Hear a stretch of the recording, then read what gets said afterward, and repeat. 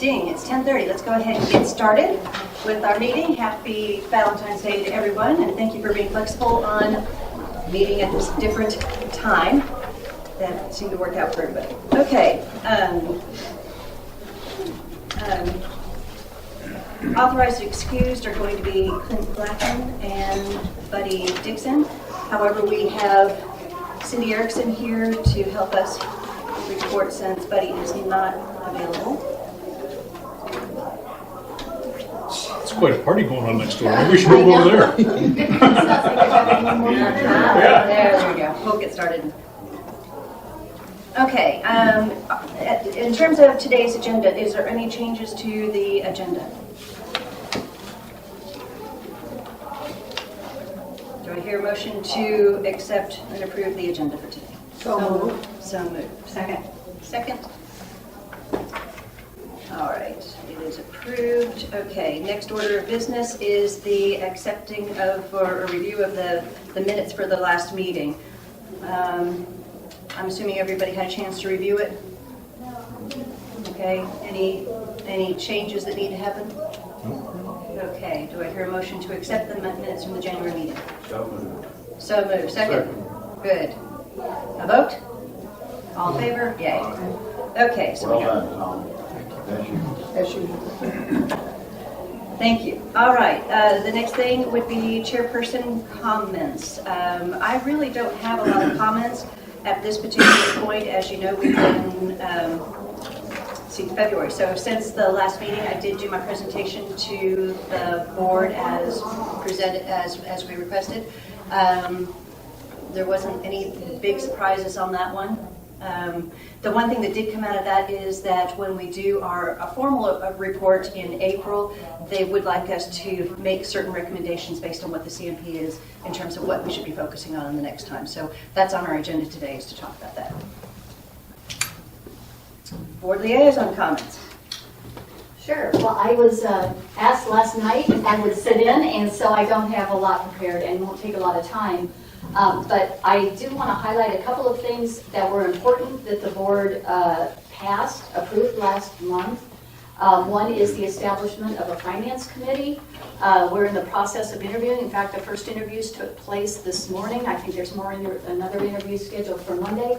That is still open, so if anybody is interested in applying for the finance committee, that remains open. The other is that the governance committee established a subcommittee to recommend to the board election day policies, which were not all in one place prior. So the board approved those last month, and they will be invoked in this board election. And then what will be coming up for the month of February are similar policies for all non-board director elections that the POA does. So we'll have the whole election policy element established and approved by a week from today. So excited about that as well.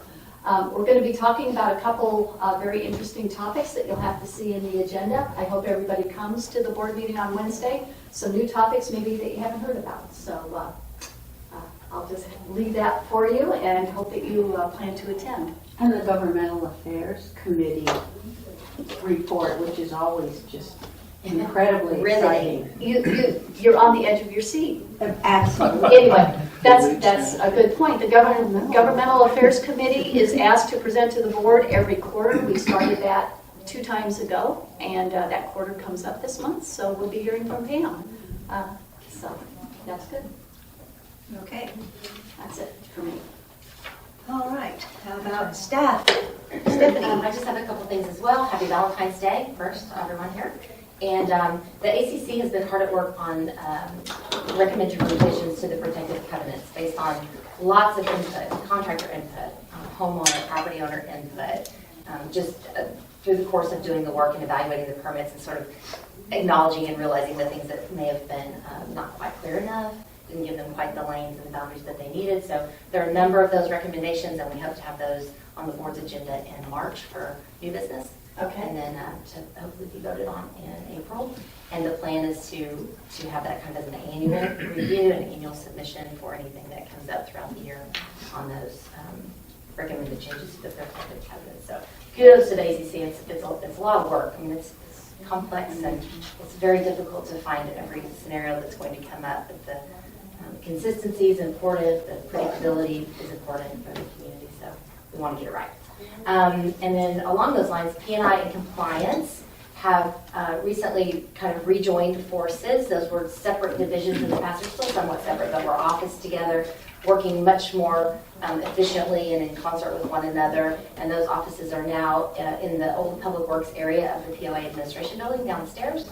And so we're anxious to have you stop by and meet the folks there. They want to help, walk you through the process. We know it can be intimidating, and not everybody's really fully familiar with what is required in permitting, what kinds of projects require a permit, what information is needed to submit when you get those kinds of things. So we're excited about that too. It's been a long time coming, so that's really all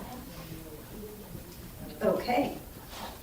Any questions for either staff or liaison?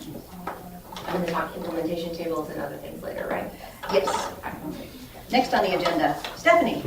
We're going to have our educational moment.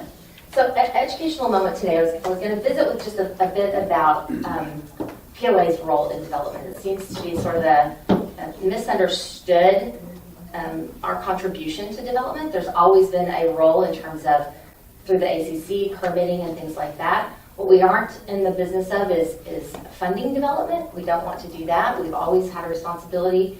Jody can talk about this a bit more too with the infrastructure installation. Cooper installs roadways originally on anything that's reserved or coming into the community, and then once the roadways are there, we're responsible for maintenance, upkeep, repaving, that sort of thing. But utility infrastructure, water, sewer, all of that is part of the POA's responsibility. So in development, regardless of what type, that's our responsibility. There's development projects that are, concerning amenities. When we build pickleball courts, we take on the role of development there. Bocce courts or a swimming pool project, things that happen on common property. So those are some areas where we also have a role. What we also try to do is help, again, with predictability, continuity, consistency, things like that. When people, builders, third-party investors are coming in, purchasing property for development, for us to help sort of run interference, if you will, help them make that process as simple as we possibly can and set the conditions so that growth and development in the community is easier for them. So we, like I said, not in the traditional sense, but I think there's some misunderstanding or confusion out there about what the POA's role in development is. We're not in any way advocating to be developers. Haven't ever been and still are not. So anyway, happy to discuss that as well if you have any questions on that. So primarily, it's a facilitation role when it comes to developers, builders. Well, sure, yeah. So just like it's always been, right? When somebody comes in and wants to do any kind of construction project, the POA has a role in that. There's a role in making sure that we're able to provide them the services that they need, that are lift stations and pumps and things are at capacity that we can do what they want to do. So there's conversations up front when it comes to that large-scale development projects. Let's use like Mount Carmel, for an example. That's something larger that takes more planning. It's not just a home, one new home. So sizing, the infrastructure is important, all of that sort of thing. Okay. Any questions for him? Okay. Good. Well, thank you for that. All right. So next on the agenda, Stephanie. It's a Stephanie day. It is a Stephanie day. Okay. So what I about want the implementation tables? Tell them the good news. Well, we're there. We've finally gone through our first staff review, and I had presented to you guys the revision to the actual document. It's kind of a beast, so let me just shrink it up just so that you can sort of see the whole thing. Can you all read that? No, and you're not going to be able to, so let me, I just really wanted you to get a sense of the sort of the scale and the size of it. Like I said, it's kind of a beast. So what we're attempting to do here is through the revision or through the update, I won't call it a revision, it's really updating, and it's going to be an annual update, just like our O&M tables, just our capital plans, budgeting, that sort of thing. It's going to be updated annually. What we're attempting to do for the board's sake here is things that are in red are what we've added this first time. Things that are in black are what were already there, what were the original implementation tables in the comprehensive master plan. And so with Nikki's help, thank you so much, we've added some things that we felt were going to be more, that were going to help us use this as a tool better than before, help us make sure that what we're attempting to put our focus and attention on truly does align with our enterprise goals, that we have the proper people identified that are going to be helping take it to that next step or fulfill the requirement. So that's where you're going to see the enterprise goals over here on the left of the screen. Those 4 columns are our 4 enterprise goals, and we've attempted to say with each recommendation or description of the task how it aligns. Is it strongly aligned, slightly aligned? Does it not align at all? And then we can even score based on that. We've got reporting mechanisms, in other places where we can actually go back and say, okay, how many of all of our goals align really strongly? That might be where we need to focus more of our attention, and how many don't really align very well at all, and we would maybe not want to put much attention there. So again, as you guys, so I'm getting ready to hand this off, and you're going to start to evaluate it and be able, through all of these data points, say, these are some recommendations that we as a committee would make back to staff in budgeting, in prioritization, content, etc. So, oops, I got this on the wrong one. Sorry, that was the original. Here's the revised. So, and then you can see that the columns in red are new, as you can see. So we've had, before we had just a responsible party, now we potentially have the board as the responsible party, who have then assigned it to the CEO or the CFO, or maybe even just a committee. It may be that the board would assign it to a governance committee, something like that. If there's committee support that's involved, maybe it's trail construction task, and we know that the Trails Committee needs to have a role. We're trying to attempt to identify where committees would be involved. Start date, completion date, actuals, status, and then any notes that go along with the actual task, and where we are, where we think we need to be, or where we should have been. So I want to strongly note that this is a draft. This is certainly not a finished copy. And what we wanted to do was get it to a point where we felt like all of our department heads have had a look at it. They've all at least been able to take their sections, put their notes and their input into this, and then to hand it off to you guys with some sort of specific goals for the committee to accomplish, and then to use as you're making your recommendations back to your 3 stakeholder groups, the board, the POA, and the members. Right. So, Nikki, how do you want to distribute to the committee? Well, as we talked about, and this is just the project manager and me coming out, version control is one of our biggest concerns here. We can't just let 1 million copies of this go out and let everybody do it, because we're going to get into trouble real quick about trying to keep syncing things up.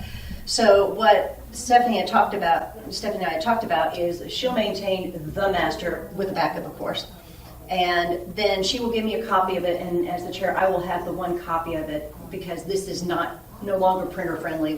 We have gotten many columns wide now, and it's not going to be printer friendly. We're going to have to work on a digital copy. But because of the various different columns, we now have the ability to filter and sort as we need to. And then what I was intended to do was give y'all a subset of it based on what your liaison roles are, et cetera, or whatever the subcommittees are related to it. And then y'all update as the information comes available, recommendations, et cetera, to me, and then I will work on version control with Stephanie, so that we can maintain that and we don't lose control of it, because the huge amount of effort took place in this. Yeah. Is there any value in adding a read-only password? You can add a read-only to Excel, and you can have a write-only. So I'd recommend you put passwords, those 2 levels of passwords on the thing, and then you can distribute it. We don't have to be concerned about versions. Yeah, and I'd like for the committee to be able to use the sort functions. All right. To be able to. Well, can't you do that with read-only? Can't you still filter? I think so. Can't you? You can with it. I mean, we could just turn around and save it as a different file, and then we could do whatever we wanted to. But again, We need to be very wary of Right. version control. right. I mean, your What about copy would be PDF? good. PDF, you can't lose the store it. functionality of doing filters and sorts. That's my concern, because if everyone has their own little piece of it that they want to take a look at, then it'd be very difficult if it was in a PDF format. not to say that you can't reconvert a PDF back to an Excel. There's only a certain amount of reasonableness. We're going to have to use best judgment as well. And that was also one of the things that we added to the document was this the ability to sort based on whatever you're looking at the moment, target start date or status or, responsible party, whatever. Is the expectation then that the segment that we would be assigned, we would be adding comments to, Right. and things like that? So with the password protected document, I don't know that you could do that. Right. And then we can work on something about colors or comment fields or something like that, so that when y'all feed it to me, I know what has changed, and then I can somehow, some way get that information to Stephanie, so that we can do that.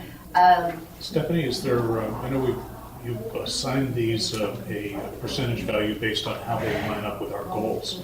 Are any of those should be assigned as urgent as well? Anything in there? So I've set out, 5 bullet points that in my mind are kind of the priorities for this committee as they start to review the document. And let me just kind of touch on those. So one of them is the enterprise goal alignment. To take a look at it and seriously look at it. we may, it's subjective. We may or may not be getting that right. You guys may have a whole different take on whether it does fit, doesn't fit, if it's, so I for sure want you to take a hard look at that. The committee assignments and the omissions, deletions, it may be multiple committees, and the way we've got it set up, Nikki, is you can pick one committee, not multiples, and there are times when multiple committees will be involved. A wayfinding project, for example, is going to need ACC, is going to need public services, is going to need this committee, so there's multiple committees that are going to have a hand in the product, the end result. The tracking and noting accomplishments today to be able to pull out and say, okay, what have we actually done since April of 2018 through today? And some things are partial accomplishments. Some things are, we've accomplished some things, but we've now operationalized it. It's moved into a more consistent, ongoing task. It's not necessarily something that needs to be in a, an implementation table, if you will. So again, kind of identifying those areas where it moved into that sort of ongoing thing. And then really, this is kind of, I think, the main thing is that we want to work towards a more strategic and tactical plan short term. So while this is big and visionary and long term, what we want to be able to do is take this into a strategic, tactical working program. Again, based on priorities and data points and what are we working towards, how does it align, what is the board giving us direction on, and then pulling ourselves down to a maybe 3-year strategic focus. Kind of get hyper-focused on it. So I think that's really one of the main things. And then of course, the priorities in the budget. So you guys, that's one of one of your charter duties is to make recommendations on budget and prioritizing. So hopefully this will inform your conversation there. Would you expect the sort that goes out to the various committees to be significantly different than the one that we did at the beginning? That Keith and the only problem with it at the beginning, you have, I don't know, I'm not certain. And the reason I say that is, we have a fairly significant staff change since then. So our COO at the time was Linda May, who's doing something entirely different than what the COO today, Jason Temple, does. I mean more of the committees. Yeah, I know, but I just, subcommittees of our subcommittees. I don't know. I can't imagine it being drastically different. How many rows are in this thing? Well, we know there's 271 recommendations. So at least that, because there could be, theoretically, there could be more than one recommendation per item or area. All I know is it's taken me a lot of time.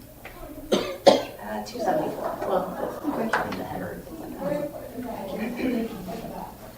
And then the other thing that, one of the things that we did was we tried to use the power of an Excel spreadsheet to build in some sample reports. And I think I see this as growing because one of the reasons why we have so many different columns was because we were trying to anticipate what some of the most common report requests that could be. So if they said, can you give us a report on X, then we would like to can some kind of report, build it into various different cells so it would be less manually intensive to call upon that information.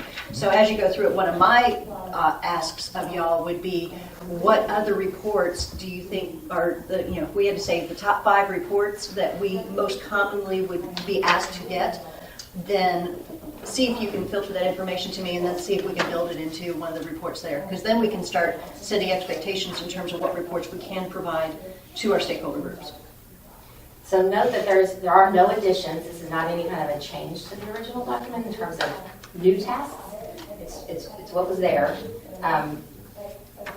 But as I went through it and as you guys will, some of the descriptions are really not where they need to be. So even though it's not a new task, we probably want to consider some improvements in some of the descriptions. When you go back and really read that section of protected covenants, there's an awful lot more that tells you what really was intended to be done, that particular item, than what you're going to read in that one sentence.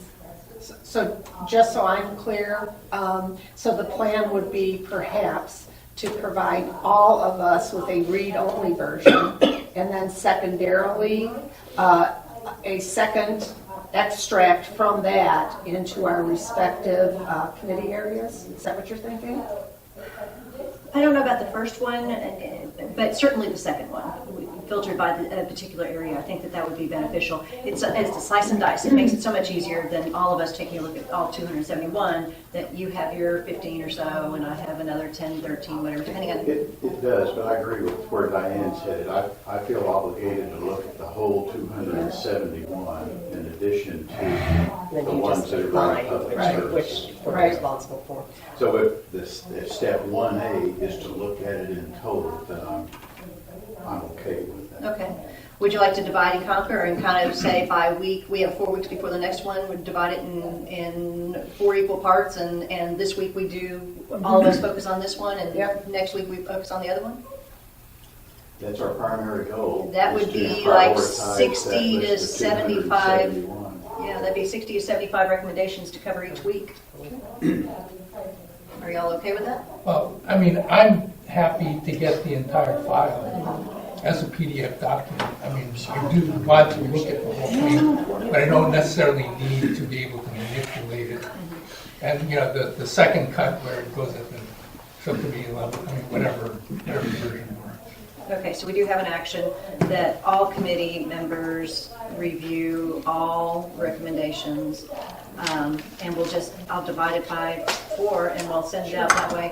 And I'll work with you and see, because I think if we do I think there's a way that we could Protect it and still send it. protect it and also maybe make it printer friendly if need be. I mean, set it up with, I have some thoughts on it. Maybe we can sit down and talk about that. So, you know, at the end of the day, it's still part of the comprehensive master plan, so any changes will be approved by the board. So Cindy, I mean, as far as just the structure of it, are you comfortable with how we're going to be, this big giant thing here with red and black? Well, I think any change will come to us in the form of a motion. It will. Right, so I don't think it will be a whole document with a bunch of red line, but, you know, something that itemizes what it is that we are approving. Because I don't think it'll be every jot and tittle, every rewording or whatever. So I think we're going to have to find something efficient so that the reader understands what happens.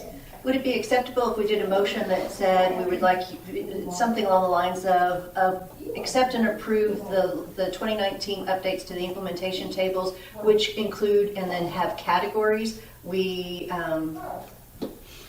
corrected typos, clarified ambiguity, added additional criteria categorizations to enhance reporting. Can we do something like that? Would that be enough? I think that, so I'm speaking from my own perspective, not for the board, but I would think anything that is of a construct nature, that's satisfactorily handled. If it's an essential part of the CMP, if you're pulling out some major piece or introducing some major piece, that won't be sufficient. It will need to be in much more detail. But yeah, if it's, you know, we're adding columns and rows, I'm not even sure the board's even interested in that. Well, rows, of course, but not so much columns. I don't think we're interested in that necessarily. Anything that changes the essence of what was approved, I think should be mandatory. Anything else would be graded probably. In other words, content. The Content yeah, as opposed to essential format. content, material content that will cause us to understand the CMP differently after we approve than we did before. That makes sense. Yeah. Okay. That's very subjective, I know. Right. Okay. A little bit of time to figure out how the wording will be. So I'll take that as an action then, Tom, to do that. Thank you to you as well as the staff for doing it, because I know this was not an easy endeavor to go through that, especially when it came to trying to figure out status information. Have we started? Are we nearly done? Are we, because one of the things that we are trying to get rid of is the ongoing, because that wasn't very measurable. So we wanted to have something. Now, if it's been operational, you want to pull up each of these to make it easy for the staff to use, et cetera. In many of these, we have a pull-down menu, so we are also getting more consistency that it's not free-form text that you put in there. You have to select something from that drop-down menu. Right, So, so if there's see a it. committee, I'm sorry, if it's a committee, you would actually pick from one of the list of the committees that are existing standing committees. can you show us status? So what the other question I had is I can see targeted start, but I don't see actual start. Was that intentional not to have that? I see target completion and actual completion, which is great, but No, that's a good point. okay. Sorry, So that may be That's okay. another column. That's okay, that's why we're doing this, that's all. Absolutely. Yeah, before, and so you can see the original column title was timeline. That was it. We just had a timeline. The timeline said, whatever, 2018 or 19 or 20 or beyond, or something such as that. And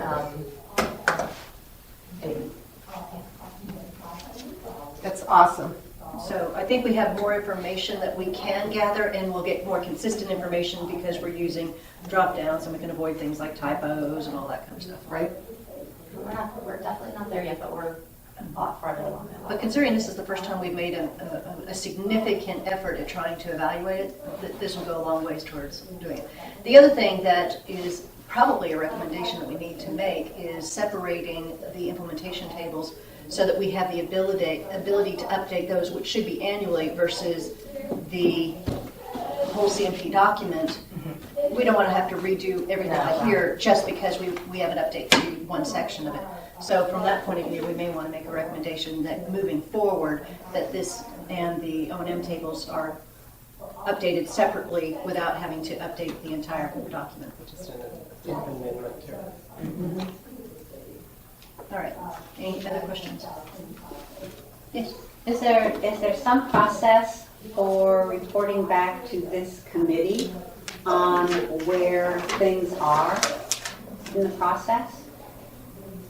Besides reporting to the board, is there some mechanism so that we know this project was started here, it's been completed, whatever?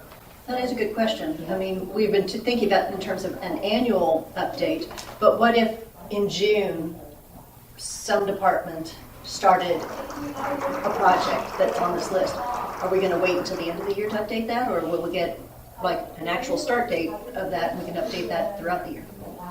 And how would we get that information?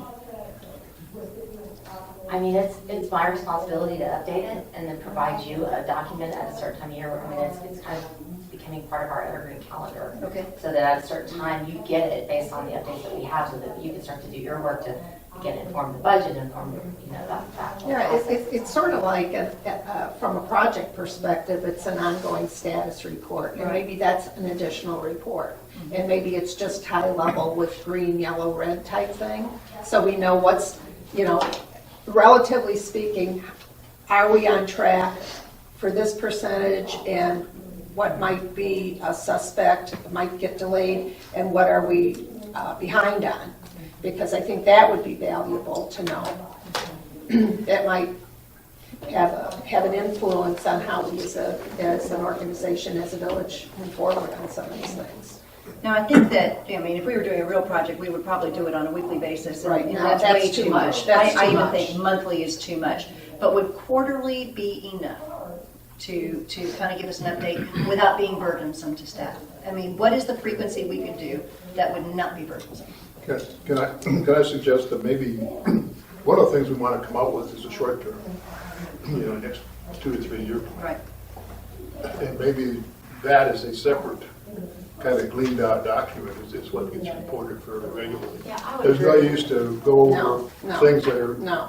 4 years, 5 years out. So that ought to trim the the size is lowered down pretty good. Well, I Once we get those agree with you. I mean, what you're gonna do is end up being definitely, like I said, much more strategic, and so the vast majority of that is not gonna be touched all the time. Right, there will be a small segment. Unless we're like, again, moving it towards an operationalized task where it's just ongoing, we're doing it all the time. And a lot of it's like that. I mean, it's maintenance and it's, it's upkeep and stuff. And so, And since you can sort, that can get sorted out in a kind of a separate section. Things don't necessarily always have to be in a particular order. And that's the part that is more a working document, day to day or month to month or quarter to I quarter. certainly I don't want you to have an expectation that we would do this kind of work quarterly. Right. That's No, not gonna happen, I don't think. No. But yes, I mean, once we sort of get into our strategic actual mindset, I think for sure we can be providing updates. And I should be doing that really kind of monthly anyways. I like what Rolland has said in terms of filtering, because I think it would be fairly easy to filter on target start date and status, those two combined, and really zone in for a year.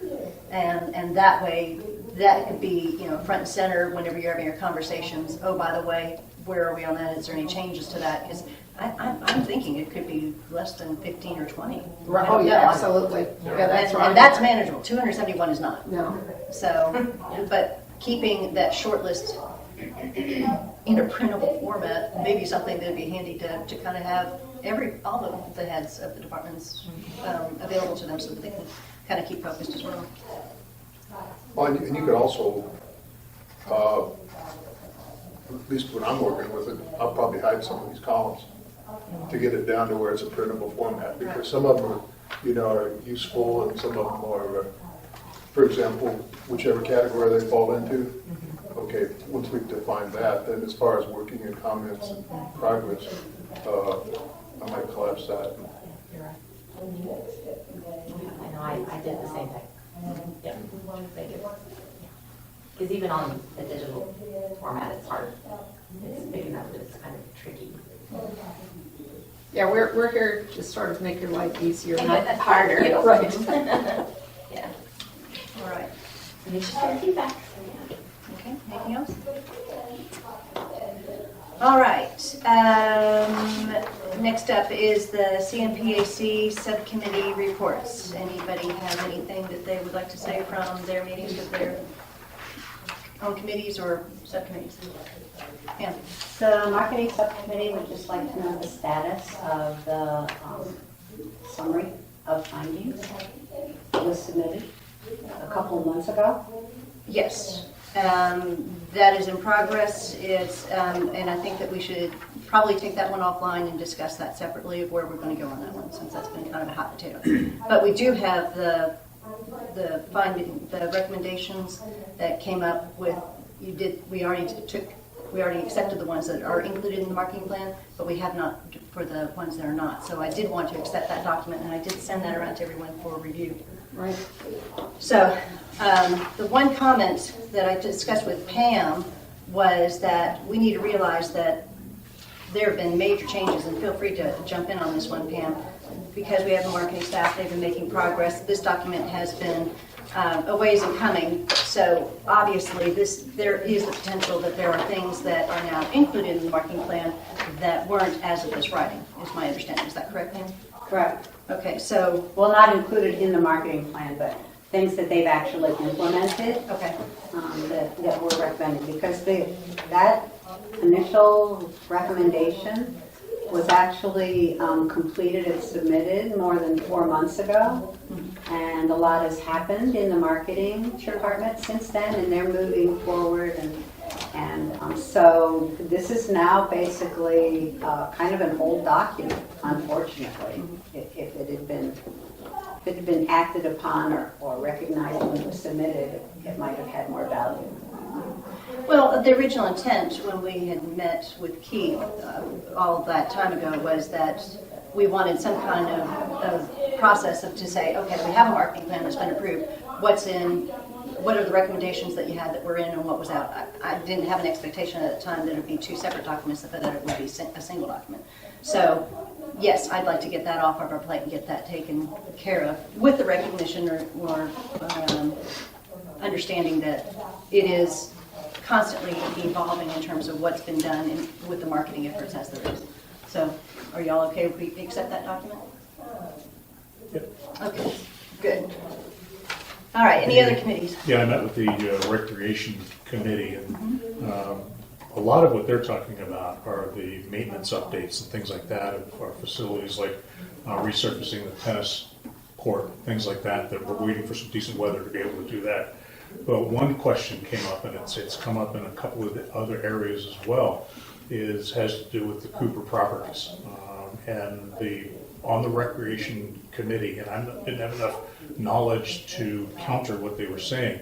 Perhaps you could help them with that, Stephanie, is that they were of the opinion that anybody who buys the Cooper property can do anything with it that they want. Colors, building types, facilities, anything and everything. And I think that there are quite a few pieces in place that protect the POA and the visibility and how it looks. And so they were under that impression. And then they had another concern with the Cooper properties is that if certain pieces of it sold, that we would lose a lot of the trails because the trails are built on, a lot of the trails are built on Cooper property. So I just wanted to let folks know that that concern was out there. Jody's going to give us a little statement in a bit. She's going to Okay. update us on that. But that, just to quickly touch, I mean, that's why we have protective covenants and architectural control review. You can't just put any color and any style and anything on any property. Right. And Cooper, I mean, they set it up that way so that there were controls. So, Okay, good. Any others? Yeah, just one more item quickly, Nikki, if I may, from the Public Services Committee. You remember a couple of months ago, this committee received a request to look at our facilities evaluation, POA-owned buildings specifically, and how to prioritize those. The committee's been working with Mike Sikora, who of course leads our facilities management team. We've come up in conjunction with Mike a facility checklist and the schedule where over the next, say, 8 to 10 weeks, committee members will go with Mike or someone from his staff and inspect every building in the village. The goal is to present, and I'm not sure if the goal is to report back to management or the board in June, but anyway, be finished with our work in June to provide an assessment of the condition of the buildings in the village. So there's actual, so staff, that's a staff function as well. We're actually in the process of creating a facility conditioning and needs assessment for the board So with input from public services, with input from, And don't be alarmed, you won't see any of your neighbors, those of us on the committee, on roofs or inspecting electrical equipment. That'll be done by professionals. So we made that clear to Mike. At least I did. A couple of other key things we did. This is the list of public services tasks. Some of these are staff-led projects, and some the committee has been asked to lead. What we did after the first of the year, when the new budget and the enterprise goals were approved, we made sure we aligned these tasks with the enterprise goals and the CMP task. So a couple of high priorities on here, in addition to the building inspection, is phasing of the culvert refurbishment plan and development of at least a conceptual strategy for timber management. So those are the high priorities in the Public Services Committee. And that's my report. Thank you very much. Any others?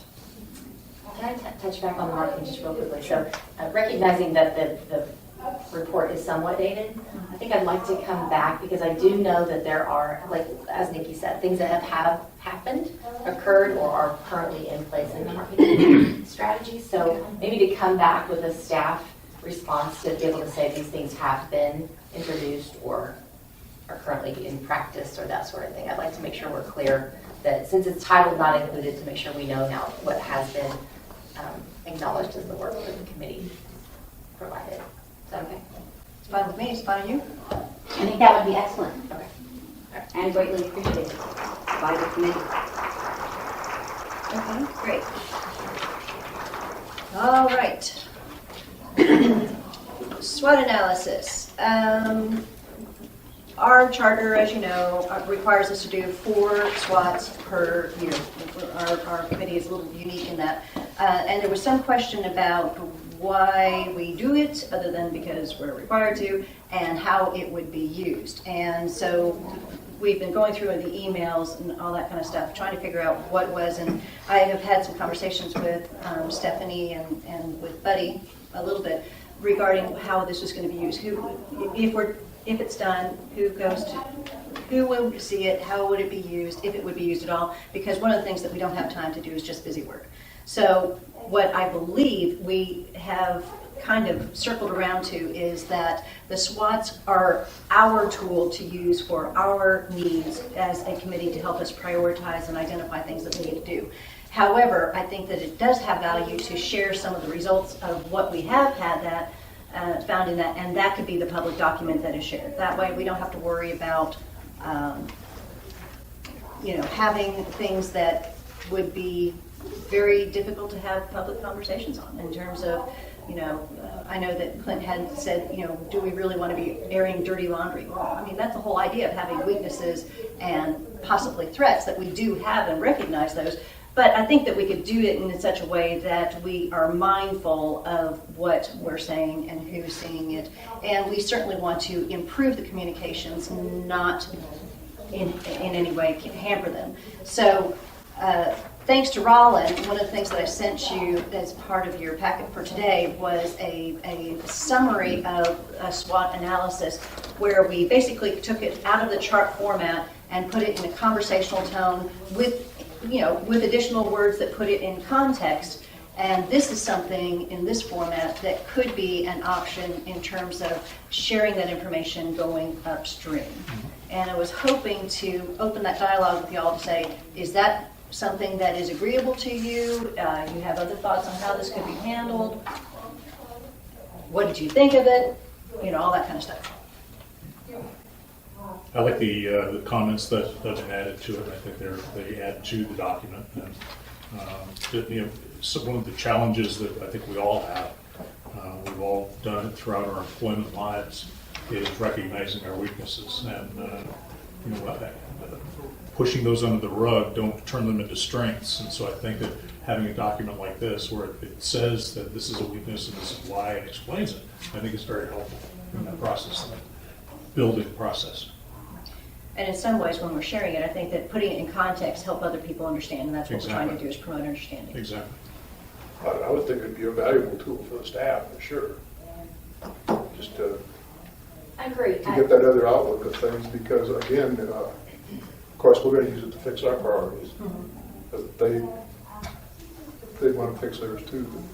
I think it can drive, it can go a step further. So in the sense that the committee is making recommendations to staff, based on the work that you do and the analysis that you come up with, if there are a set of weaknesses, then you could build a recommendation around that weakness, that we would recommend that you do X, Y, Z to improve that, right? Or to change that from a weakness to a strength or an opportunity. So I just think that, the work is good, but from the analysis comes the work. So how can we use it then to make a recommendation on what we can do moving forward from it? And I think that's really the value of the committee, is to come back to us with, based on our SWOT, we did this work, we recommend you do this or that. Capitalize on this strength by whatever, improve this weakness by whatever. That would just be my hope, that kind of work would come out of it. Okay, so I'm making a note here that instead of just limiting it to what we found in the strengths, weaknesses, and opportunities and threats columns, finish it with based on this information, we have the following suggestions, recommendations, etc. I think so. I mean, what do y'all think? To me, that makes sense. I mean, it feels like an incomplete process if you don't use it in some way. It's just like a so what. It is. So I mean, it's like any, Tom and I talked a bit about white papers and other reporting things that come out of the committee and the group of discussions, and I think they all should be submitted. They should be a part of the official record, and they should go be presented to staff, and it should be presented to the board, and this is no different. I just think that with all of it, the next step comes to recommendation. What do you think? Okay. Want us to do that? Thank you. Any other comments, suggestions? Thoughts? Good approach? Yep. Different approach? Okay. So thank you very much for doing that, Rolland. So we have an action item then to update this based on what would we, based on this information, what would we have as recommendations, and then we can finalize that and approve that from moving forward. Okay? Thank you for that. All right. Pam and Diane, the CMP website content update. How are we doing on that? We're doing well. So Stephanie, if you bring up Explore the Village for us, please.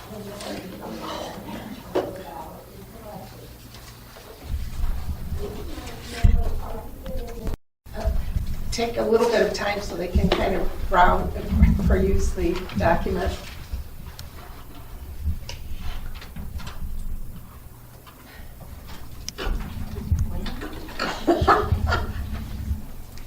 That is an ugly looking man. You looking mad?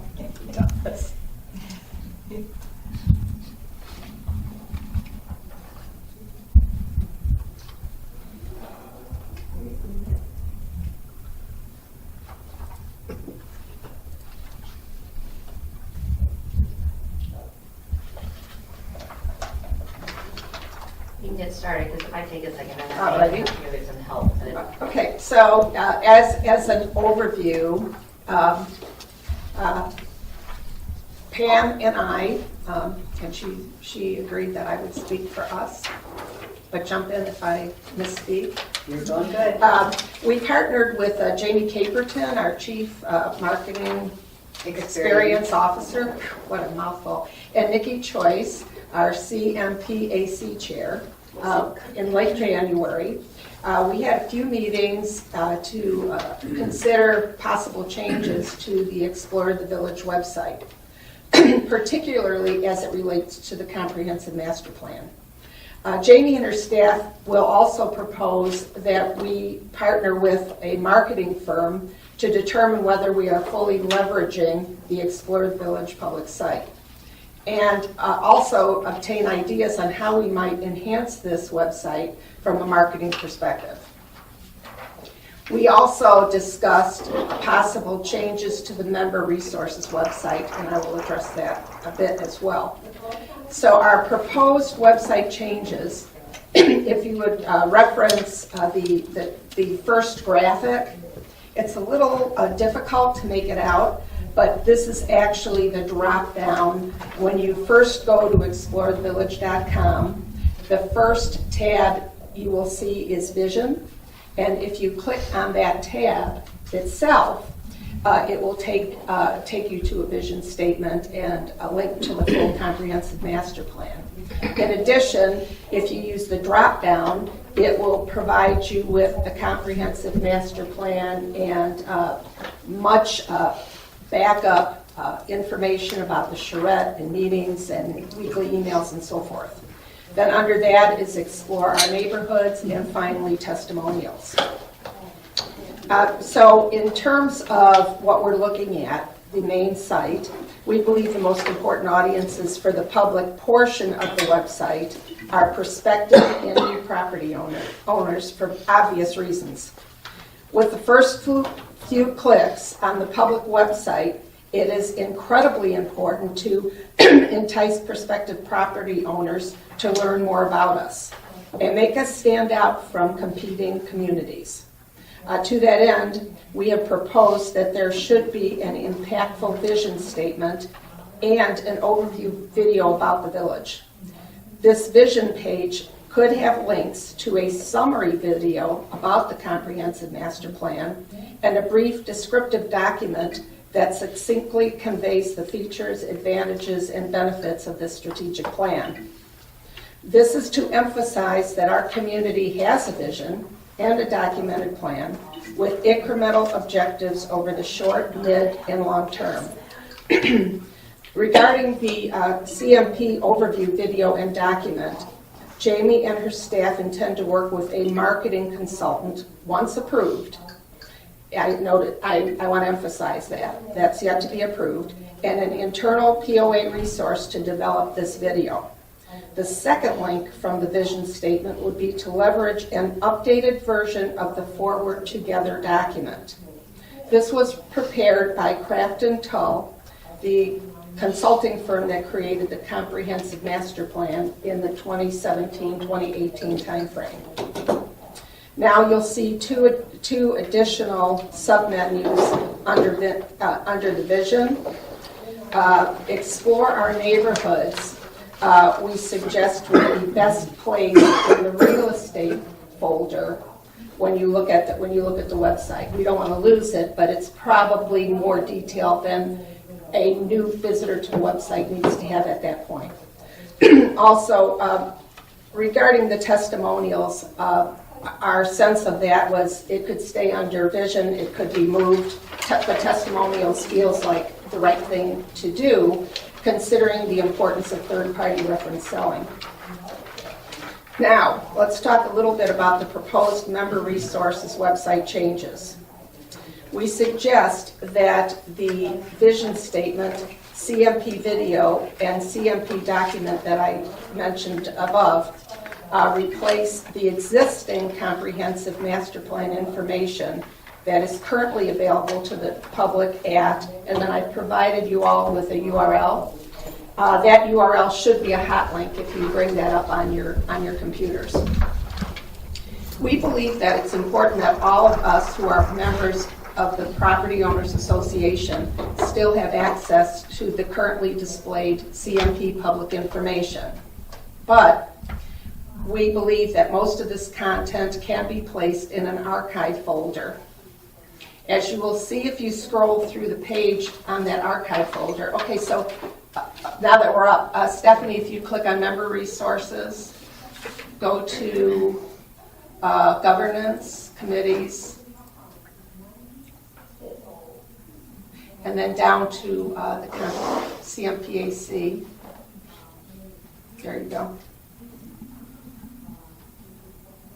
So our proposal is that we would add the existing CMP content. We would actually move it to the members only site, and much of that content could be used as for archive purposes, but probably is not important to someone who is new to learning about our village and their decision to learn more about Hot Springs Village as a possible place to relocate.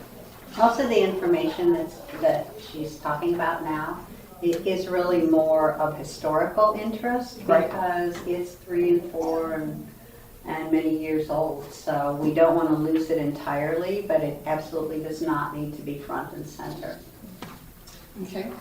And I also believe that one of the things that we were wanting to get some clarification on is what is the document archive or retention policy? Because some of the things like the e-newsletter blast, I'm not sure if it's even worth keeping those anymore because of whatever the document retention policy is. We need to follow that. Could you pull up that section so that people know? So go back to the no, actually hit the there you go. And then there's a link there. If you click, you can do it from there if you want.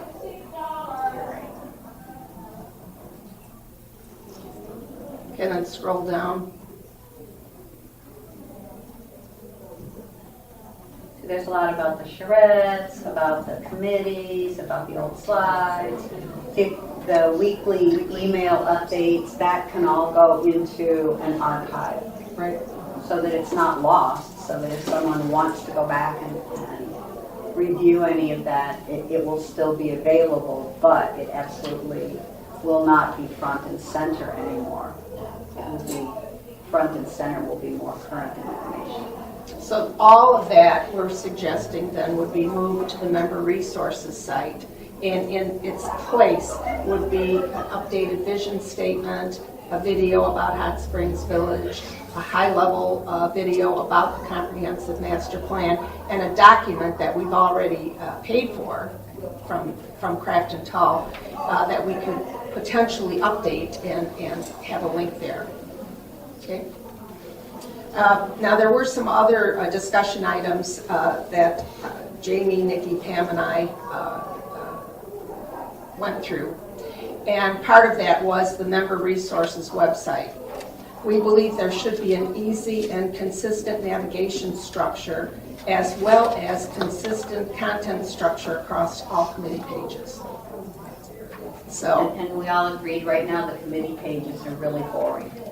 yeah, we want to make them fun, but I believe it would be a tale out of school until we find out what would be possible. And the board of directors will be addressing Pull up, that next week. pull up our committee page. Well, you can pull up Okay. any committee page. Let's do audit, because those are fun. Sure. Always Pick exciting. one. Just pull up the comprehensive Oh, master that one plan comes again. up weird, that comes up as a PDF. You can do governance.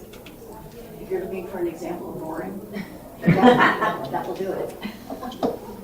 But it is like that, like you go to audit, it brings up a PDF that downloads. It's not even, it doesn't really even link you to a committee page. So there is definitely inconsistencies among the different Right. committees.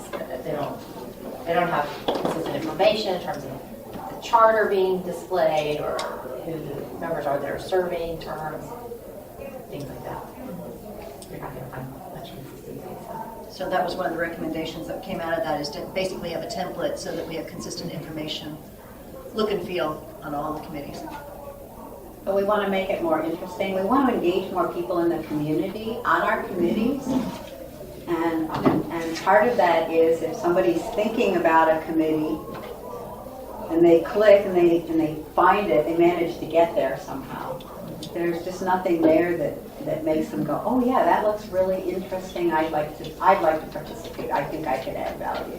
So we're really missing an opportunity to make those committee pages not only be education pieces, but also basically sales pieces as well, marketing pieces.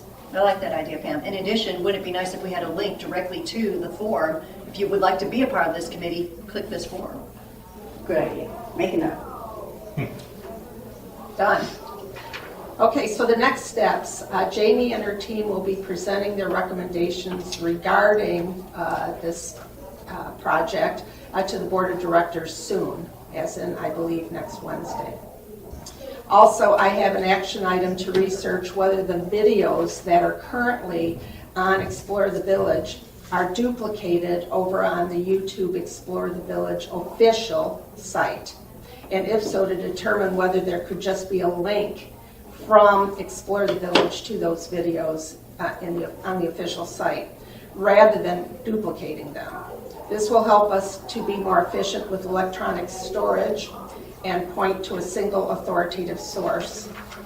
And that's one of our a side objective as it relates to the website and all things archived, is that we have authoritative sources and not duplicate and potentially conflicting collateral. Okay, any questions? Chair, may I ask a question? So this recommendation that's going to come before the board, does the author of that recommendation expect that the board needs to take action on it? Do you know? Or I is it don't just know. an update? No, I cannot comment on that because I don't know the details. And actually, I was going to make a correction to that. So it actually goes to the CEO before the board. That's going to hit. I mean, there's where this recommendation will come back through staff first before. Okay. Okay. So, and there's a lot of work going on the website right now. A lot. I mean, with the sales agency and the things that they're working on, there's a tremendous amount of effort going into updates. So it's going to be a part of that. We'll probably schedule one more meeting with your team, and I was out of town when you guys met before, and I'd like to sit in on the next one and would get Jamie back at the table with us and some real specifics, like really maybe some screenshots and here and there and across so that when we get to the CEO and it's ultimately to the board, we know what we're doing. Thank you very much. I think we're making good progress on that front. All right, any other comments, questions for Diane and Pam? All right. Well then, we will take our 5-minute break and then we'll regroup. I talk fast. I can No. Okay, ready to get started again?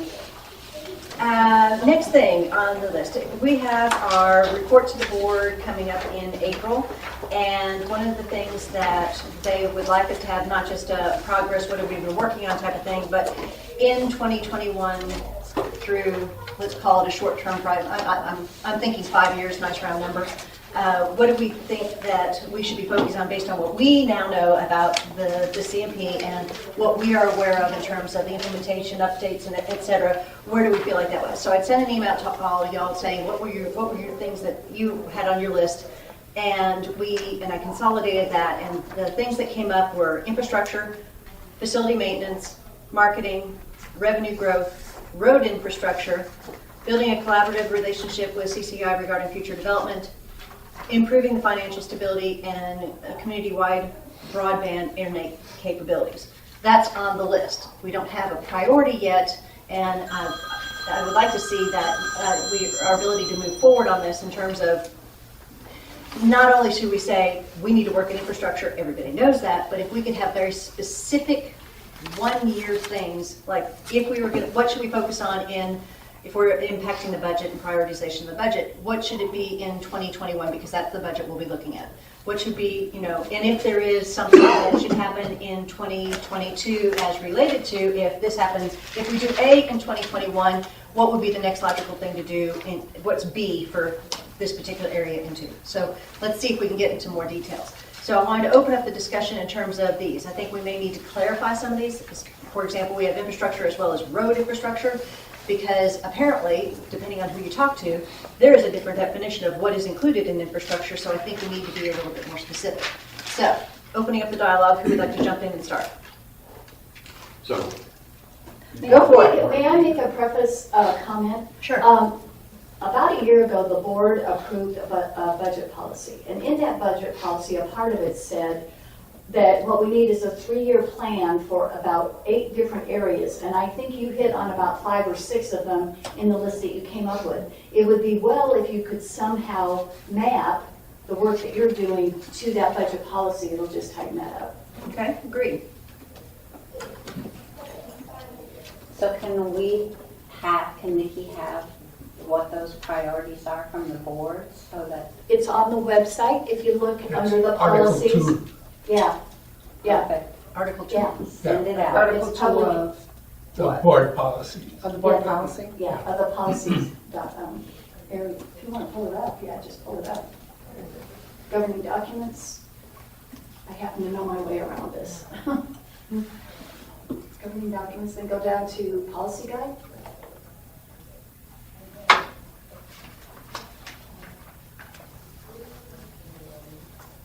And budget policy, Article 2, good. Better memory than me, I didn't know what I number it was. just looked at it not too long ago as a result of this discussion. Okay. Because I essentially started at same place you did. Article 2, budget policy. So it says these 3-year strategies, whose purpose is to guide and inform the budgeting process, require board consensus reached during the second quarter each year. They include but are not limited to. And you see, many of what you just talked about is on that list. And is it fair to say that as of today, we don't have 3 to 5 year strategies? That's correct to say Okay. that at this time. Yeah. So we're almost kind of saying we, if we wish, could invent those and comply with that policy. I think that would be, I think the Would board be nice. would welcome that work, Okay. yes, from this group. Okay, so revenue, I'm assuming revenue growth, deferred maintenance reduction. Oh, that's the one thing. I think we kind of agreed to stop using that terminology, Which terminology? deferred maintenance. I mean, we have a specific definition of deferred maintenance. So if that's what we mean, that's fine. But from what I've seen, it's what I call fixed stuff. And stuff would include whatever people's thinking in terms of infrastructure. But I think Address this is backlog. addressing the backlog, Why? which is deferred, and Well, not, okay. not your current maintenance, Okay. right? Yeah. No, Is this that- document was put together before your committee defined deferred maintenance, but I don't see daylight between the two. This what you defined meets what was anticipated when it came up. Okay. I mean, we need to at least not get any worse. So you need to take care of everything that needs to be taken care of this year and the next year, and then you need to go work off this backlog. And that's the deferred maintenance. Well, okay. Well, I mean, to me, and because I'm a numbers junkie, I spend way too much time looking at the OM tables, and the OM tables has a very specific definition and dollar amount tied to deferred maintenance. The objective is, in this particular case, what do you want to do with 2021, which includes deferred maintenance. And then I'm compelled to look at the OM tables as a whole, and this thing requires a 3-year outlook, which is pretty much the outlook of the entire OM table. So the question then is, when I see that, I think of a sliver of the OM tables, but at the same time, the scope of the strategies is essentially the entire scope of the OM tables. So what are we talking about? So when I look at deferred maintenance, I don't think that that's what that document is talking about. That document is, we have to look at the entire OM tables, the entire 3-year outlook, and consider that as within the scope. And that's the way I read it. As I understand, the O&M tables includes all operational maintenance and deferred maintenance.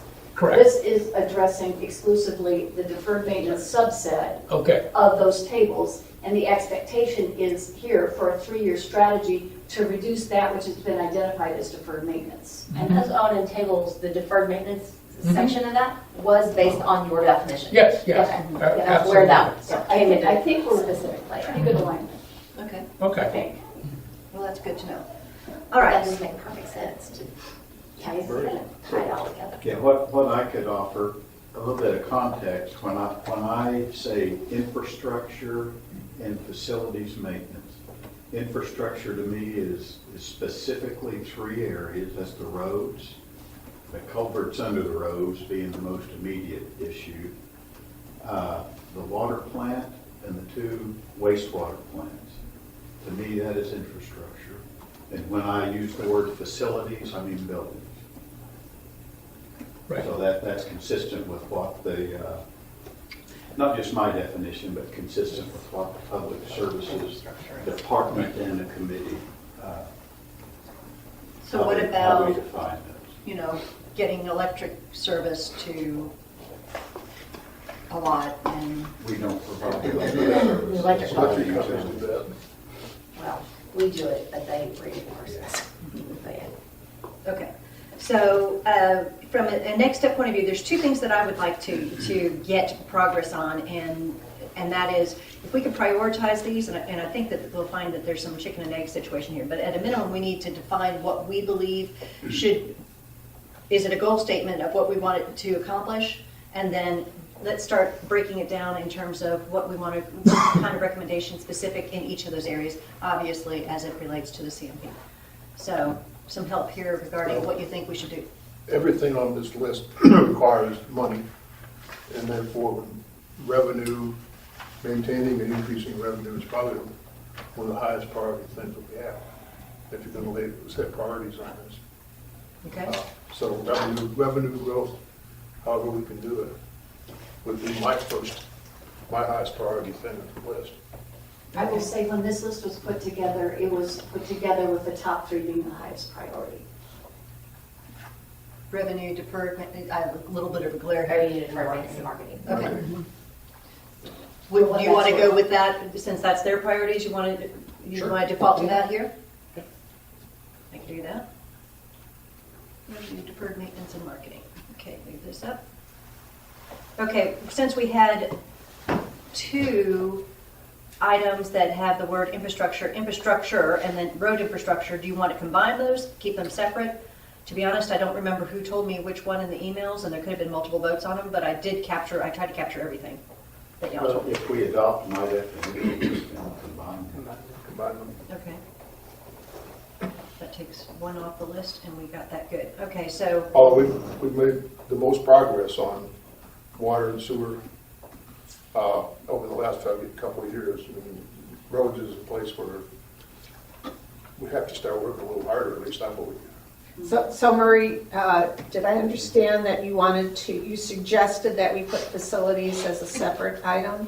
Or is that how you described it? We could, I can, since the committee I'm on looks after infrastructure and facilities, I tend to combine them. And But where whatever would makes we sense to the put, committee, I'm fine with. yeah, where would we put items like broadband? I mean, that is, in the CMP, they put that under utilities, yeah. element 9. Yeah. Right? I think, to me, Broadband isn't really something that we can control. We can work with outside organizations like AT&T and Suddenlink, but the control that we as a village actually have over that is very minimal. We're working hard to have a louder voice, but thus far, that's not really something we can control. But that's a primary focus of the Governmental Affairs Committee. I mean, that's one of their top tasks. Is that right, Pam? Correct. Okay. So do you want to just focus on the top 3, revenue, infrastructure, and marketing? And do also mention the collaborative relationship with CCI regarding future development, financial stability, and internet as nice to haves also, but focusing on 3 instead of 8? Well, Because I think some of those roll in together anyway, like financial stability comes as a result of revenue. Potentially, yeah. I mean, so I understand that we do not directly control or influence broadband, but this is a major sticking point in a variety of reasons. First, for existing residents and their ability to have broadband. And secondarily, to those that are interested in moving to the village, only to find out that Suddenlink isn't running a cable or We understand whatever, that, so- and that's why for the Governmental Affairs Committee, that's why that's one of our initiatives. But it still comes down to, yes, we know it's incredibly important, but we can yell and scream all we want. It's gonna happen. Yeah, it's not under our control. AT&T doesn't care what we want. right? The That's bottom true. line is AT&T doesn't care. So what we're doing is working on as many relationships. We're working with local and regional government on grant funding. But the reality is we have no control. We understand the impact and the implications, so it makes it doubly frustrating to have no control. Yeah. What about the federal first responder network for rural areas? Has any benefit that's going to have? Well, there's actually a rural broadband grant that we're working with Saline County and Garland County judges because they're actually putting in for grant money. But interestingly enough, the rural broadband grant for Arkansas, the Arkansas legislature voted, or was going to vote, that it was only going to be applicable to metropolitan areas. What? Yes, even though it's called a rural broadband grant, That's it was going to be for metropolitan areas only. So luckily, enough people stood up. Leslie Nally had a voice in that, and they did agree that it should be used for rural as well as metropolitan. Either that or change the name. Yeah. Yeah, and I think to our earlier discussion, we have already identified that as a weakness. So when we go through to evaluate what steps could be taken, we can certainly look at that as, suggested steps for residents who are having difficulties, such as satellite use network or whatever. Okay. But it's a high priority, but it's Yeah. one, like you say, it's not one we can do a lot about. It would become a much higher priority and we'd have better control if a vice president of AT&T would move into the village and not have broadband in the house they just bought. And I can tell you it does make a difference because they did in Creekmore up in Kansas City. Uh, It was amazing how quick we got that. So AT&T. that's our high priority is to identify an AT&T Go market executive every single ready to CEO of retire. AT&T. There's a new strategy. I don't know if we want to put that on our list in 2021. Okay, so, Do a farmer's video. okay, so do we have agreement that we're going to focus in on the top 3 as in alignment with the policy, or do you have other thoughts on how we should approach this? Focus. We got to vote for focus. Focus. Yeah. Great. All right, because I think that that's enough to keep us busy for a while. Yes. All right, so next step, if we focus in on these areas and we are looking for specific actions, do you want to go and do the research to find out what the applicable recommendations are and work from that perspective? Or do you want to work from a different perspective based on your liaisons or committee assignments? What makes the most sense in terms of coming up with, in the next 3 to 5 years, this is what we need to focus, and then do the cross-check and verifying against the budget and all that kind of stuff? On revenue, how much will we be duplicating the finance committee? There is no finance committee. Not yet. Not There will be. yet. There will be on Wednesday. There will be one. There will be on Wednesday, more than likely. There will be a committee But on Wednesday, what so it's their imminent. priorities are, I don't know. So, I mean, you could probably tell me more than I can about what they will be doing over the next 12 months. Their charter has been approved, so we know what their Yeah. charter is, Yeah, but Right. that's all I any- can speak to, But- is what the charter is. Yeah, but specifically yours- what they'll be looking but at. you're just gonna stick with your charter as well, and as it relates to the CMP. So Right. getting back to like, what is this document talking about in terms of revenue growth, and how do we focus our attention on new forms of revenue, less reliance on that assessment dollar, things like that. Those. Yes. Like it shouldn't duplicate the finance committee if you stay focused on this. And I also don't believe that we should be working in a vacuum. I think that we have a lot of expertise, we have staff, we've got board, we've got our own committees, that things that are going. So I think that there is a good chance that if we reach out and talk to various different groups, marketing and public service would be the two that, would be related to those. Y'all already know what some of the priorities are, or could find out that information. You're in a better position to do that. So do we do a divide and conquer that way and see what's already on the plate, what's on the list, and then take a laser focus in terms of alignment with the CMP? Does that make sense? I think so. So either of you want to be a guinea pig for the purpose of this conversation, just see how that would go? Oh, what? She's the first one to speak. Accurate. I guess where I thought we were headed, Nikki, is we've independently identified these 3 priorities, which Okay. just so happen align with the board, which I think is a good thing. Yes? So I thought we would then take these as kind of the gateway to assessing the 221 tasks. And which tasks fit in these categories, and that would be our first prioritization. That would be a first prioritization. I did not think we were to go out and start coming up with new ways to generate revenue. No, I don't see that. But some of the recommendations are so high level that they're not yet actionable. And what I was hoping to do is By recommendation, you mean the official CMP recommendations from the implementation team. Okay, but we have to, I think, start there Yes. before we can launch into Okay. anything else. So as the next step as an action item is we need to find out which specific CMP recommendations align to each one of those. Sure. As we're each going through our individual sections, look at it through the lens of these overarching priorities. Okay? Well, the marketing committee's already started to do that. Yeah, they have their own element, as does a lot of the infrastructure stuff. So we could take a look at. The question is how much of that is currently being worked on, planned, and which ones are going to be pushed out. And with the new implementation tables, we have a projected start date.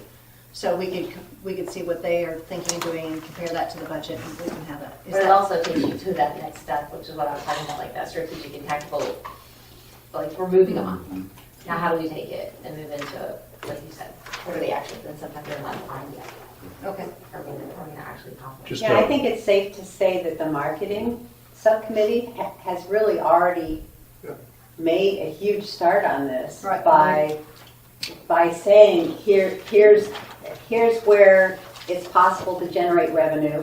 Here are our recommendations for realizing that. That's what we've been doing since July. Okay. Yeah.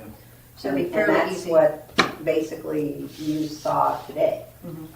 All right, so We're done. Nikki, Can can I we just go make home now? one? you bet. The marketing Obvious. committee go home? It may be obvious to everybody, but I just want to make sure that we understand that revenue growth is also generated via expense reduction. It's not necessarily that we're going to increase cost of living here or something like that in order to generate revenue. That expense reduction also generates revenue. So I'd like to make certain that we're looking at that avenue as well. Okay, so I see the revenue growth one not clearly defined by any particular one area because it could touch multiple areas. Infrastructure and marketing are more grouped together from that point of view. Pam, for the marketing committee, can you take another look at that in terms of what specifically the recommendations are for the team? Would that be something that y'all be willing to take on? Sure. Yep. Okay, and then, let's see, Murray, would you be willing to take the first stab at the infrastructure stuff, Oh, sure. please? Okay, that'd be great. Why wouldn't I? That's my section. I know, but it's polite to ask. It is polite to ask. So the only question is, who wants to try to do revenue growth? Thank you, Tom, for volunteering. Let me ask, is Tom or anybody the liaison to the new finance committee when it becomes established? You are? Yeah, and just to let you know, I may be a committee member. I'm aware. Okay. Not you, but the royal you. Okay. Okay. And now we'll have to see how those interviews go. Okay. There was no, Competition may be fierce. right. Okay. There was no video camera. Thousands of applicants. Vicious competition. Vicious competition. Okay, so I think we have a good start on that. We just have a timeline because we're going to do the report in April. So that gives us basically 2 meetings between now and then to do that. So by the next meeting, can we have an action item of, you have your basic analysis of where the alignment is. I will work with Stephanie to get you access to those sections of the updated implementation table so you can see what currently is done, in progress, planned for the next 3 years, and then we can take the next step and then finally, massage that down to actions that we would like to say into it so we can finalize our report before April. Doable? Okay. And feel free to, if anybody else wants to jump in on any of those, then feel free to offer your assistance, but we'll have those 2 people as leads on that. Any other comments, suggestions, thoughts? Okay. The wayfinding project was, we had made a motion asking for a pilot project to kind of, as a committee, take a look at, and wayfinding is the one that bubbled to the top, so we are going to take a closer look at that. Wayfinding is defined in the CMP, relates a little bit to the visitor experience because can they figure out a way on our 500 rows to get to wherever they want if it's anywhere off of the DeSoto. It also includes signage, getting consistencies and standards. It could also include other things. Stephanie, you want to give a brief overview of what that is because this is you're going to be the sponsor for this particular project. Yes, and wayfinding is a long term, and it doesn't happen quickly, and it's not something we're going to try to accomplish in a year. But what we hope to accomplish this year is to put a team of people together, staff as well as from some of the committees, as I mentioned, to start to define the areas that need our attention. So where do we need directional signage? What do our facility signs need to look like? You know, again, are we properly branded? Do we have the right logos, things like that? Materials, are they in good repair, good condition? All of that stuff. So, you know, just an example, I mean, the DeSoto pool is opening up. It's going to need a new sign. What is that sign going to look like? What's going to be made of? Do we have any kind of standard consistency across the community that even tells us? And the answer today is that we do not. And so we have neighborhood signs, for example. We have many different street name signs. There's some are on wood poles, some are on poles with white sleeves, some are on metal poles, some are brown with yellow lettering, some are brown with white lettering. You know, there's such a hodgepodge across the communities. So what we hope to accomplish this year is really kind of cataloging everything that we have, and then coming up with some recommendations based on the different groups. Again, Public Service is going to have when they're going to come at it from one point of view. ACC is going to come at it from a very different point of view. Staff is going to have their needs, and to try to get a strategy in place, and then working with marketing, make sure that our designs are right and that they're fitting the overall aesthetic of the community. So we're not looking to replace a whole bunch of signs. That's not where we are at all today. It's really about putting together a study and a program to understand what we have and where we need to go from here. That's really where we are with the wayfinding. So from a project standpoint, it may not be the meaty, juiciest, funnest thing for you project management folks, but it's a start in helping us sort of figure out where we want to go. So we will be putting together our own representation to help out with this effort. And the original intent was to see if we can apply some of the project management practices across the board on some of these projects, and this was one that Stephanie felt like we might be able to help out on, get some legs under it and get this going. Just a comment from a project perspective, the first step is always try to figure out what the scope is. You're right. What's the need and what do we want to do, and then you move from there. So until you know that, you don't even have a project. Yeah. So my hope is, within the next, probably, I would say hopefully within the next 3 weeks, that we'll have kind of our first team meeting on that and bring in the rights and the folks from each of these groups to help sit down and, like you said, identify the scope, and long-term scope. Again, this is like a step one of a multifaceted project, so. Looking forward to it. This may fit into this project, and that is the signage we have at the main gate with all of the circles from all of the clubs, and then we have no signage at all at the east gate, right? And there was some discussion, was at the marketing subcommittee, where we talked about electronic signage to welcome groups that are coming, for example, a golf or bridge or a tournament or something. Yeah, is that something? And I heard from the POA that was already underway. What? Yeah. What? Digital signage at the two gates, at the two main gates. Yeah, that was on board. Board is not operations. I'm not aware of that. So I'd Because suggest that was one of our recommendations. Somebody said, well, we're already doing that. Well, Stephanie, I can tell you it hasn't come before the ACC for anything. and the ACC sees all signs. While you're at it, if you please consider signage as part of that. Can Yeah, you do in that? fact, Okay. a part of me wants to broaden the description of this from wayfinding to more of a much more, because it is more than just wayfinding. It's like branding. I mean, it really is. It really is getting a handle on all of the ways that we communicate to different stakeholders through signage, right? So whether it's a banner on a light pole that says it's the 50th anniversary, or a message board somewhere, or a street sign, or a facility sign, or a neighborhood identifier sign. I mean, there's just so many different things that come into play, and you can end up as sign pollution. You can end up with all kinds. It can end up looking really tacky out there if you don't have some standards in place and really have a better understanding of what and where you'll accept the right things. So, Okay. Yeah. Good. Any others? Comments? All right.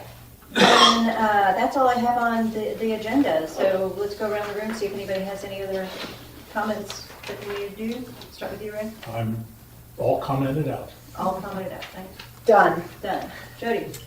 I will As many of you are aware, you've seen a lot of for sale signs going up. And I can tell you that Cooper is doing the same thing that we did back in 1970. We're selling land. It has always been our intention to sell all the land that we own. I mean, that was the purpose of developing the village. And when we kind of went through the recession, we kind of backed off a little bit.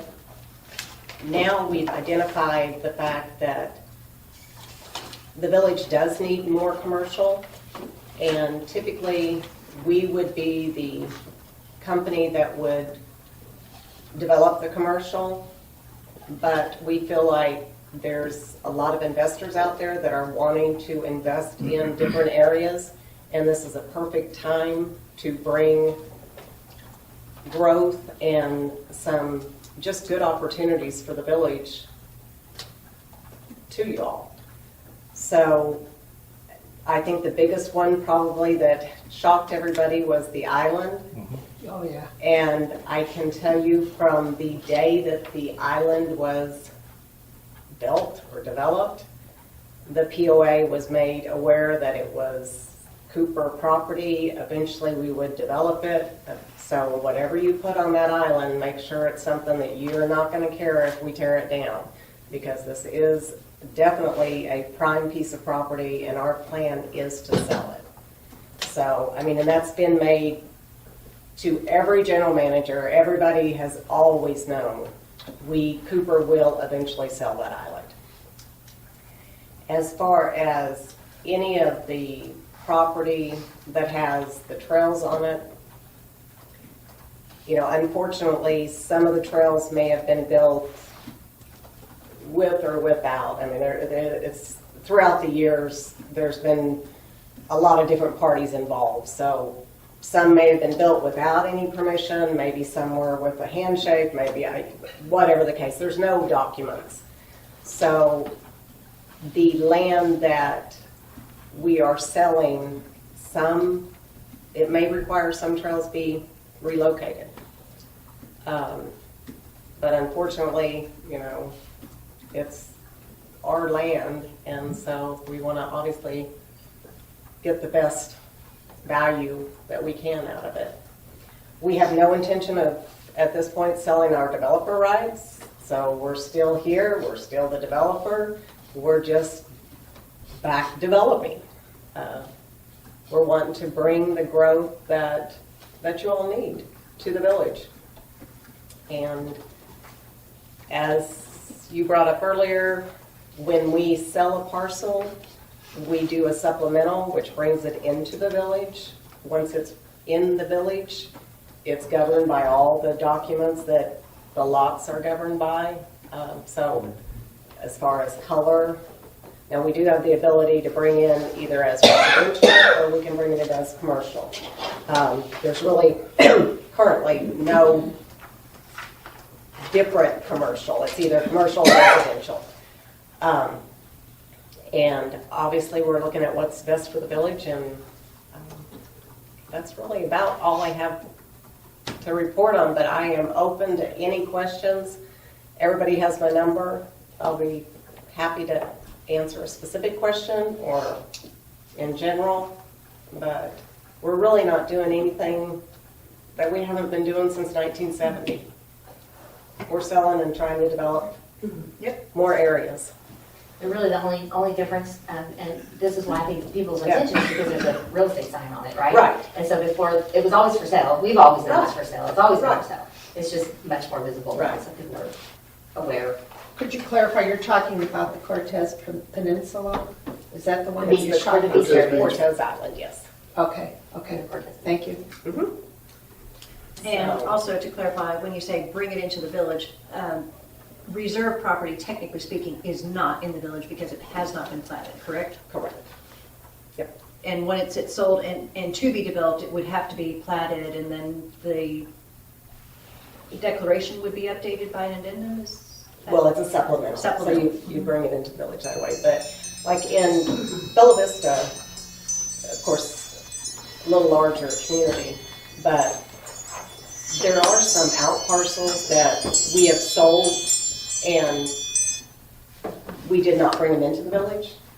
Well, if you don't bring them into the village, you don't have water. Now, unfortunately in Bella Vista, we don't have sewer, so, in most of the areas. So they just don't have water. Here, there's really no parcel that would not want to come into the village. So everything would be governed exactly and would follow the same protective covenants. Now, there may be a parcel that is on the property line of the village, and we may say, you know what, I'm just going to use Joe Farmer. Would you like to, add 10 acres here? And then we would do a 10-foot buffer to keep anybody from coming into the village. But basically, that's going to be the only time that we'd even look at saying, you can buy the property and we won't bring it into the village. Just on the outskirts where we can still put that 10-foot buffer that we have all the way around the village to protect the community. Make sense? Yep. Makes sense. Thank you. Thank you. I asked Jody with that because I get all the calls too. I know, and I more or less say what you just said. Right, I and appreciate that. we did try on social media to kind of explain it, but it truly is. I mean, we're not doing anything different. It's just like you said, we got a RE/MAX sign. Typically, we've had our own in-house realtors, and we never really put up much signage. We just worked it. So, Thank you, Jody. Anything else? nope, that's all I have. Tom? Nope. Murray? No. Pam? Yes. I'll make it really quick. As we all know, because we saw the emails flying back and forth, there was a really contentious set of emails going. And I would hope that you would encourage in the future that all of us as members be respectful of one another's opinions and feelings. And someone asking or telling Ray to resign from this committee was not appropriate. And I think we need to make it very clear. Yeah, I've been taking that one offline Okay. and working on that one. Okay. Anything else? All right, open to any questions, comments from, yes? Just a little comment about, you guys talked about updating documents quite a lot through this meeting. If you can't update the time for this meeting on the community calendar, that's one thing that, as of 9:30 this morning, and I just checked again, this meeting is still scheduled on the community calendar at 1 o'clock. I know it was in the Village Digest, but not everybody sees that. So somehow, It's a good one. Thank you. get things consistently updated on that calendar. I appreciate that. I'll pass that. I agree. Thank you. Any others? Yes. Yes, I'm curious, I have two questions. What social media was used to provide an explanation Jody? for the Cooper's real estate sale? I think it was on the Facebook page, and Cheryl was kind enough to put it on the Hot Springs Village People people. website. I knew I was going to mess up the It name. was also in the paper. Right, and it was also, I know it was electronically on the paper. I hadn't seen the hard copy No. yet, but electronically I it saw it in was. the paper, but there wasn't really much there. The other thing I want to say is just a comment. When I drove up to Soto,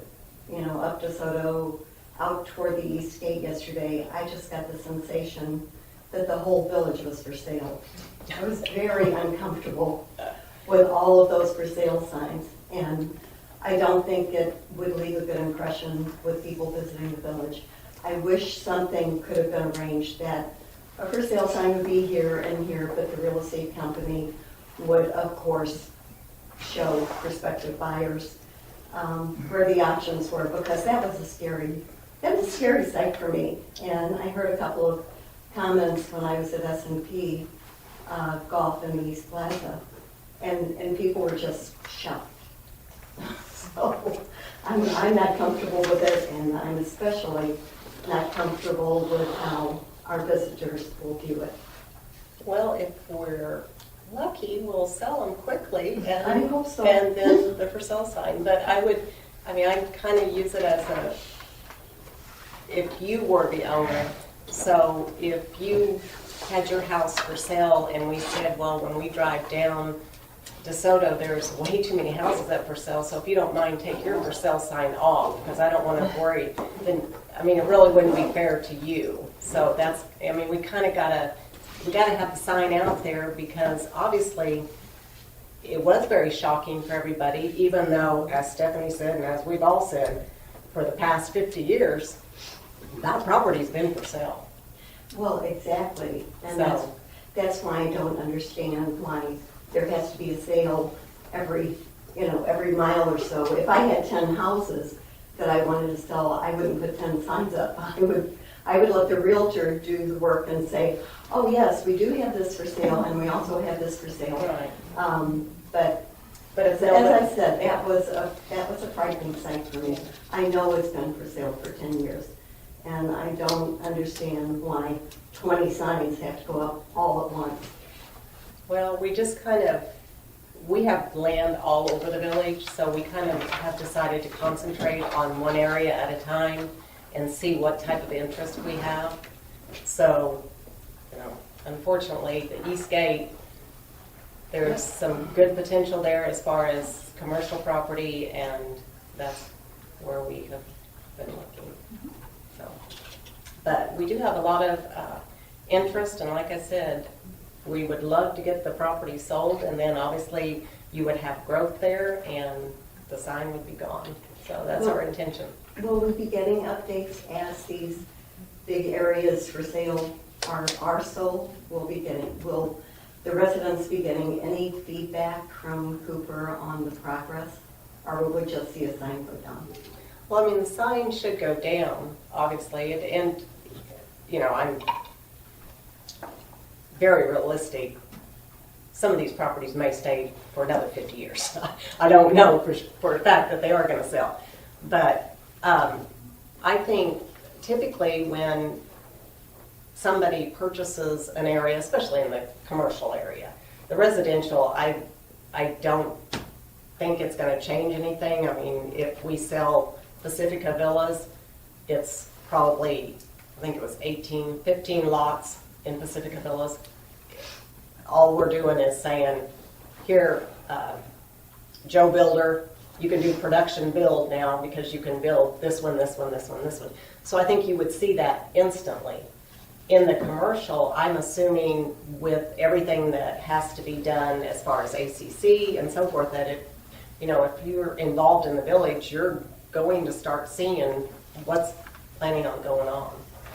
But we'll be happy to share anything we can. I just don't think we're going to put out a status report. But again, we would love, this is what we would love. We'd love to sell the East Gate to a grocery store. Mhm.